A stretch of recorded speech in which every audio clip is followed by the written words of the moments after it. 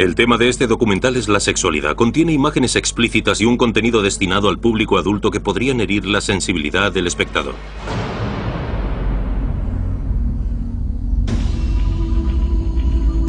...24 de agosto del año 79 después de Cristo. El monte Vesubio, Italia, entra en erupción. En cuestión de horas, la ciudad próxima de Pompeya queda enterrada bajo la lava. Durante 1500 años, nadie se acordó de la ciudad, hasta que un descubrimiento casual llevó a una serie de excavaciones que revelaron imágenes aterradoras de las últimas y dolorosas horas de Pompeya. Emerge entonces una imagen nítida de la vida en la antigua Roma. Una de las claves de aquella época se mantuvo en secreto hasta ahora. Desde las tazas hasta las farolas de las calles, Pompeya rezumaba sexo.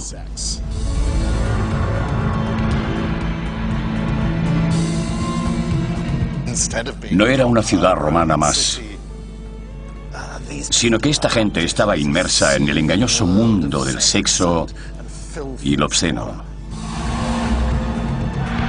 Hay pruebas nuevas de prostitución, orgías, clubes nocturnos, mujeres que vendían su cuerpo a hombres, hombres que se vendían a otros hombres y hombres que se vendían a mujeres. ¿Existía un mercado sexual oculto en Pompeya? De ser así, ¿quién lo controlaba? ¿Era Pompeya la ciudad del pecado o representa una cultura sexual común a todo el territorio imperial romano? Una idea hasta la fecha oculta y que desvelamos por primera vez aquí.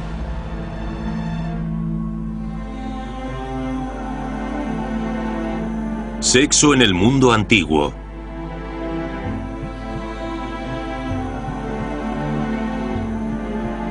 Pompeya.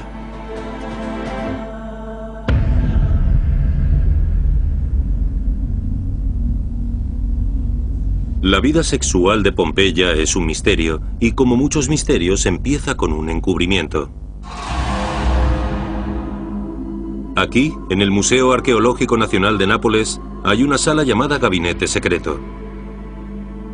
Durante cientos de años, esta sala se mantuvo cerrada bajo llave. Contiene reliquias y obras de arte de la antigua Pompeya consideradas demasiado profanas para el público. ¿Qué podría ser tan alarmante?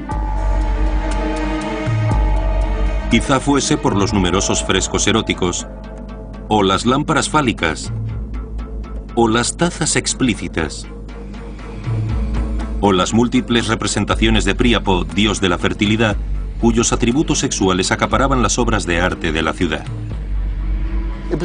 Para la gente era demasiado fuerte venir y enfrentarse a algo tan contrario a la moral cristiana de la época. Y los elementos sexuales fueron apareciendo de manera brusca desde el comienzo de las excavaciones. Hay una historia que cuenta que Carlos III estaba disfrutando de una jornada de campo con su corte cuando se encontraron una estatua al iniciar unas excavaciones. La corte se emocionó con las noticias, pero al ver que se trataba del dios Pan haciendo el amor con una cabra vieja, fue tal el horror que causó aquella imagen que el monarca enseguida dijo: doy por concluida la excavación. Incluso hoy en día los objetos sexuales de Pompeya provocan vergüenza y controversia. Y esto no es más que la punta del iceberg. Revelan un lado aún más llamativo de la ciudad. Cuanto más investigan los historiadores, más desconcertantes son los detalles que emergen sobre el elaborado sistema sexual de esta antigua ciudad. Hay pistas por todas partes, desde piedras falsas en calles públicas hasta grafitos grabados en las paredes de granito. Parecen revelar un mercado humano en decadencia, de perversión, prostitución y esclavitud sexual. El profesor Andrew Wallace Hadrill, mediante su proyecto de investigación, nos ha hecho reconsiderar lo que pensábamos del Imperio Romano. Andrew ha descubierto secretos que la propia ciudad quería mantener ocultos. No era este el modo en que querían llegar las ciudades romanas a la posteridad. Nada de grandes mensajes escritos en mármol y bronce o frases retóricas que toda ciudad de bien intenta ocultar. Hay garabatos triviales que no querían que viésemos. Es como si de repente estuviésemos escuchando una conversación ajena. Hay un mensaje muy claro. En Pompeya se comerciaba con sexo y a gran escala. La acción iba desde un encuentro rápido sobre la acera hasta fiestas privadas con el equivalente romano de las actuales chicas de compañía. Pero dado que el 80% de la población era muy pobre, no sería desacertado decir que la mayoría del sexo sería rápido y sucio. El profesor Thomas McGinn es toda una autoridad en la economía que rodeaba la prostitución en la antigua Roma. Ahora mismo estamos frente a un prostíbulo, una habitación pequeña escondida de la calle o un callejón donde las prostitutas ejercían su profesión. Las prostitutas o el proxeneta abordarían a los clientes a las puertas de los locales o quizá en el interior de bares u otros establecimientos cercanos y los traerían hasta aquí, estando esto oculto por una cortina maltrecha o una puerta de madera. Aún se puede ver una piedra haciendo de cama y una almohada. Antaño habría también un colchón, o varios cojines quizá, cubriendo la piedra para que fuera más cómodo. 13 de esos prostíbulos se han identificado ya y se encuentran alrededor de 153 tabernas. Pero el de más renombre estaba aquí, en una de las calles principales del centro, cerca del foro y del mercado. Este era el Lupanar Grande, el burdel conocido más viejo del mundo. Es un dato importante no solo por la información que nos da acerca de Pompeya, sino también sobre la sexualidad en el mundo antiguo. Lupanar significa madriguera de lobas, una expresión romana para casa de prostitución. Cuando se descubrió en las excavaciones de 1862, las autoridades católicas ordenaron sellarlo de nuevo, e incluso cubrieron los explícitos frescos con escayola. Unos tesoros que permanecieron ocultos al público hasta que se abrió definitivamente en el año 2006, tras una intensa renovación que incluyó también la restauración de los frescos y vigas que se habían quemado con la erupción de lava ocurrida hace 2000 años. No hay nada igual a esto en ningún otro sitio. El Lupanar supone una ventana hacia el pasado que antes solo podíamos imaginar. Es el único sitio del mundo en donde se puede ver, oler y tocar el lugar en que las prostitutas de antaño ejercían su profesión. Pero, ¿cómo sabemos que este edificio se usaba únicamente para el sexo? Se puede decir que hay tres maneras de identificar desde el principio de los tiempos la actividad sexual. La primera está relacionada con las imágenes pornográficas. Si hay cierta concentración de imágenes pornográficas, es probable que la prostitución estuviese presente. En segundo lugar, los grafitos eróticos. La cantidad de frases y palabras de esta naturaleza escritas en la pared es asombrosa. Y en tercer lugar, las estructuras. Si tienes una habitación que solo cuenta con una cama y aún así no está diseñada como dormitorio en sí, es muy probable que esté destinada a la venta de sexo. Lo sorprendente del Lupanar, el gran burdel de Pompeya, es que reúne en su interior las tres características de las que os hablo. Todos y cada uno de los detalles de este edificio revelan qué ocurría dentro. En la planta inferior hay 5 estancias pequeñas con camas de piedra, probablemente destinadas a los transeúntes que encontraban en la calle.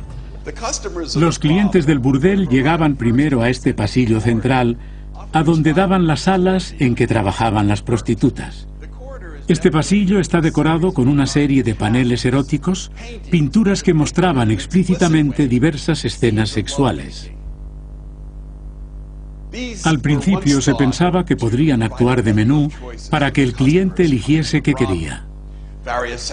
Según lo que prefiriese en el momento, entraría en una habitación u otra.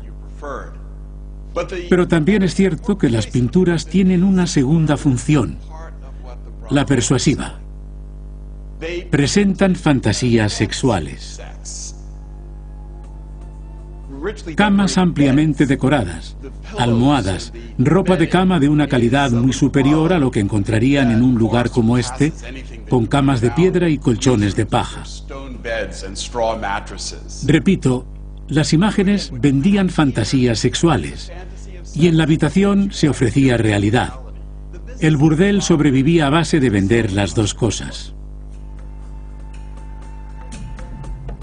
La característica segunda planta del lupanar presenta aún más misterios. Arriba no hay arte erótico, ni pintadas en la pared o camas de mampostería. Probablemente contase entonces con camas de madera y cortinas más caras. Aquí los clientes sí podían hacer realidad sus fantasías. En esta habitación, que es demasiado grande para una sola prostituta, como veis, se podrían haber celebrado grandes fiestas con amigos y demás invitados. Un lugar que la gente podía alquilar para simular un ambiente de clase media alta. Un comedor de una categoría superior, pero por un precio. El lupanar era el burdel más grande de la ciudad, pero no el único. Los arqueólogos han descubierto al menos 41. Y eso sin contar tabernas y hoteles, lugares comunes donde se ejercía la prostitución. En cualquier sitio se podía conseguir sexo pagado. Pero ¿por qué estaba tan extendido y era todo tan explícito? ¿Por qué lo permitía el imperio? ¿Quién se beneficiaba de ello? Para encontrar esas respuestas será necesario adentrarnos en las oscuras vidas de las propias protagonistas. Durante siglos se mantuvieron ocultas las pruebas de la prostitución explícita en la ciudad de Pompeya. Ahora, los historiadores encajan las piezas del rompecabezas para contarnos cómo, dónde y por qué tenía lugar. En el corazón del misterio se encuentra el lupanar grande, el burdel más grande de la ciudad. Año 79 después de Cristo. El lupanar abre, como todos los días, durante 9 horas tras la salida del sol, que es por lo que las prostitutas recibían el nombre de nona hora, las chicas de las 9 horas. Como las demás prostitutas de la historia, estas también ejercían bajo nombres falsos. Conocemos algunos por las inscripciones en la pared de piedra del lupanar. Las llamaban Caladron, Casa, Fabia, Fortunata, Nica, Januaria y Mertis, que estaba especializada en sexo oral. También había prostitutos, hombres conocidos como luperci. En el lupanar había uno al que llamaban maratinos. Según los grafitos que se han encontrado, su especialidad era servir a mujeres vírgenes. Algunos de los luperci eran gladiadores que debían pluriemplearse. Los gladiadores no gozaban de un nivel social alto, pero durante el día eran las estrellas del deporte. Y se han encontrado pruebas de que las mujeres de élite de Roma contrataban con frecuencia sus servicios sexuales. También hay indicios de que algunas aristócratas romanas ejercían la prostitución de vez en cuando, un pasatiempo peligroso que podría terminar en escándalo, prohibición o incluso la muerte si estaban casadas. Pero la mayoría de las prostitutas eran esclavas traídas de tierras conquistadas, ya fuese en Europa, norte de África o Asia. Y su jefe las obligaba a actuar a su antojo. Estoy casi convencido de que podríamos afirmar que las prostitutas de Pompeya eran esclavas. Y con la misma convicción diría que su vida tenía que ser miserable y sórdida, como la de cualquier otra prostituta. No hay pruebas fehacientes, solo contamos con nuestra imaginación. Pero tengo la impresión de que las historias de miseria que caracterizan a las inmigrantes de Europa del Este, que se ven forzadas a ejercer la prostitución, no son muy distintas a las que tenían lugar en la antigüedad. Los esclavos se traían de los lugares más lejanos del imperio, y aquellos obligados a prostituirse veían cómo potenciaban su exotismo. A muchas de las mujeres las obligaban a ir de rubio o pelirrojo y a llevar ropas de seda que acentuasen sus atributos.